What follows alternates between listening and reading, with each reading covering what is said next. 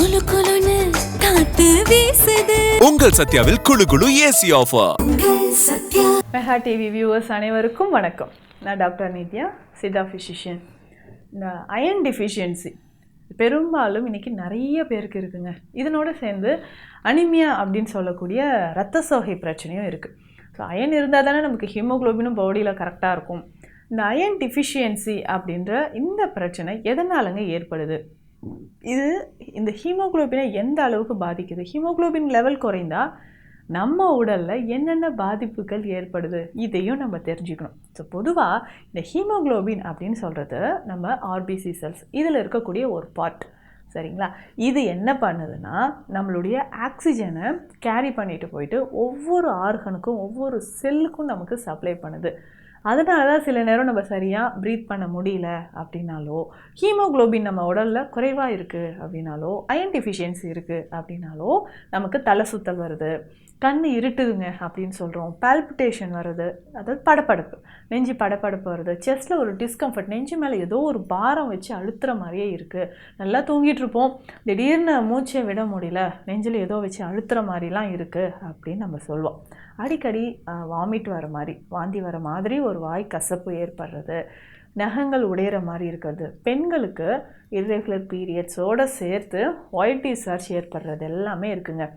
இந்த பிரச்சனை தான் இந்த அயன் டிஃபிஷியன்சி அப்படின்னு சொல்கிற ஒரு விஷயத்துக்கான அறிகுறியாக இருக்குது. அப்போது இதை எப்படிங்க நம்ம சரி செய்யலாம்? ரொம்ப சிம்பிள். அப்போது இரும்புச்சத்து இருக்கக்கூடிய உணவுகளை நம்ம அதிகமாக எடுத்துக்கணும். இதில் முக்கியமாக நிறைய பேருக்கு நான் எல்லாமே சாப்பிட்றேன் டாக்டர், இருந்தாலும் எனக்கு ஹீமோக்ளோபின் லெவல் இன்க்ரீஸ் ஆகலை அப்படின்னு சொன்னீங்கன்னா உங்கள் உடலில் அந்த அப்சார்ப்ஷன் ரொம்ப குறைவாக இருக்குது அப்படின்னு அர்த்தம். நம்ம சாப்பிட்ற உணவு சத்துக்களாக மாறலை. அப்போ என்ன பண்ணணும்? நம்மளுடைய கட் ஹெல்த் எப்படி இருக்குன்னு பார்த்துக்கணும். கட் ஹெல்த் அப்படின்னா வயிறு. ஸோ நம்ம வயிறில் இருக்கக்கூடிய மியூக்கஸ் மெம்பரைன் நார்மலாக இருக்கா?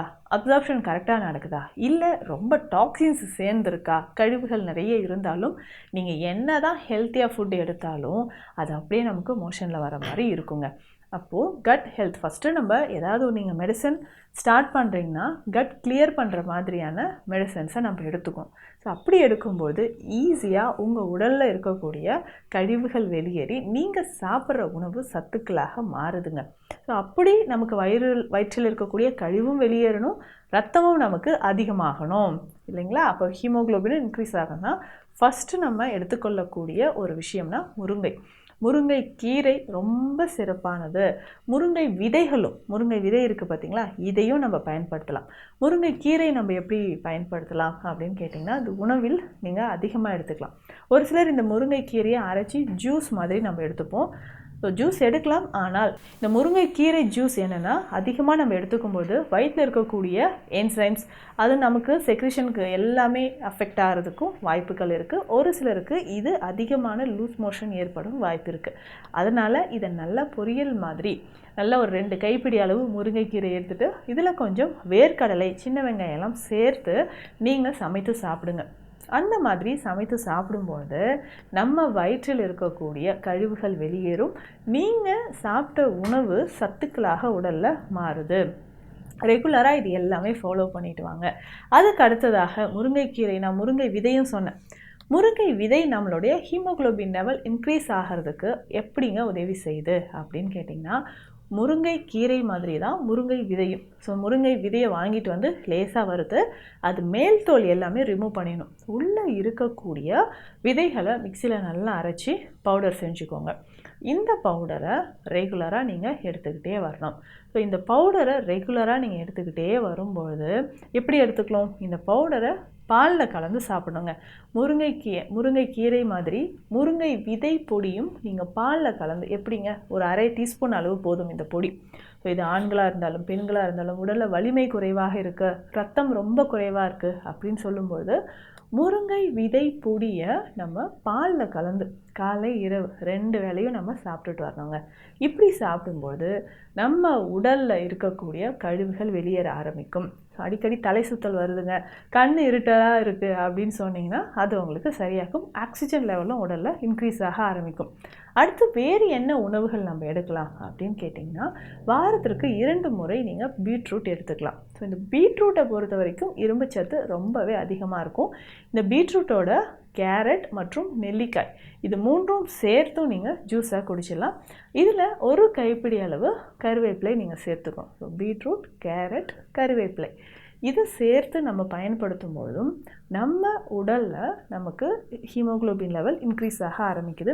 இன்னும் ஒரு சிலருக்கு பார்த்திங்கன்னா நிறைய பேருக்கு ஒயிட் டிசார்ஜ் இருக்கும். ஸோ அந்த ஒயிட் டிசார்ஜ் நார்மல் ஆகிறதுக்கும் இந்த 3ம் சேர்த்து நீங்கள் ஜூஸாக பயன்படுத்திட்டு வரலாம். இன்னும் முக்கியமாக சித்த மருத்துவத்தில் சொல்லியிருக்கக்கூடிய விஷயங்கள் அதுதான் நிறைய இருக்குங்க. இதில் முக்கியமாக அஸ்வகந்தா அப்படின்னு சொல்லக்கூடிய அமுக்குரா கிழங்கு.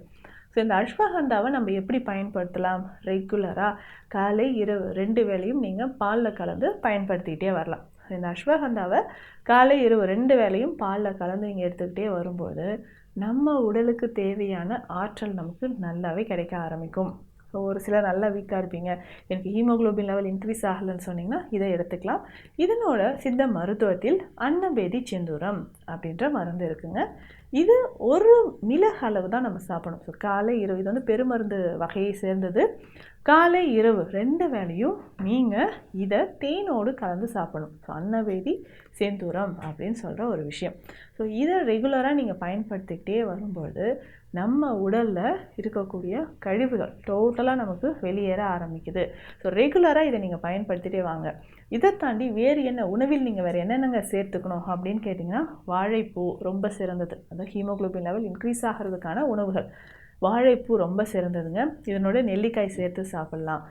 வாழைப்பூவை பொறுத்த வரைக்கும் நிறைய பேருக்கு ஒயிட் டிசார்ஜ் இருக்கும். மோரோடு சேர்த்து இதை வாழைப்பூவை நல்லா அரைச்சி வடிகட்டி குடிச்சிட்டு வரணும். அவ்வளவு சத்துக்கள் இதில் இருக்குது. ஸோ வாழைப்பூவை மோரோடு சேர்த்து நல்லா மிக்சியில் அரைச்சி ஃபில்ட்ரு பண்ணிக்கோங்க. இதை ரெகுலராக குடிச்சிட்டு வாங்க. உங்கள் உடலில் அந்த அயன் டிஃபிஷியன்சி அப்படின்ற ப்ராப்ளம் நமக்கு குறைய ஆரம்பிக்குது.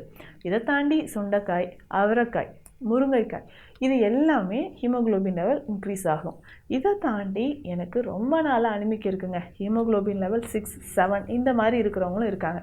அதற்கு நீங்கள் என்ன பண்ணலான்னா, கொத்தவரங்காய் ஜூஸ் வாரம் 2-3 நாட்கள் நீங்கள் பயன்படுத்தலாம். ஒரு 5-6 கொத்தவரங்காயை நல்லா மிக்சியில் அரைச்சி ஃபில்டர் பண்ணிக்கோங்க.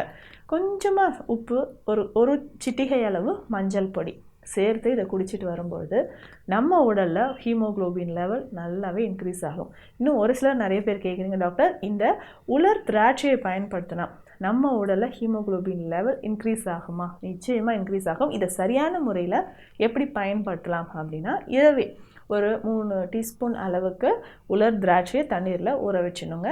காலையில் குழந்தைகளுக்கெல்லாம் இதை கொடுக்கும்போது காலையில் நம்ம என்ன பண்ணலாம்னா மிக்சியில் நல்லா அரைச்சி ஃபில்ட்ரு பண்ணி கிட்ஸுக்கு கொடுக்கலாம். ஸோ இதனாலேயும் நமக்கு கட் ஹெல்த்துக்கு இது ரொம்ப நல்லது.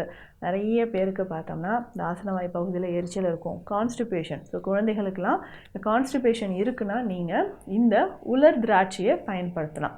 ஸோ ரெகுலராக காலையில் இந்த உலர் திராட்சையை நம்ம பயன்படுத்திக்கிட்டே வரும்போது ஹீமோகுளோபின் லெவல் நமக்கு நல்லாவே இன்க்ரீஸ் ஆகுங்க.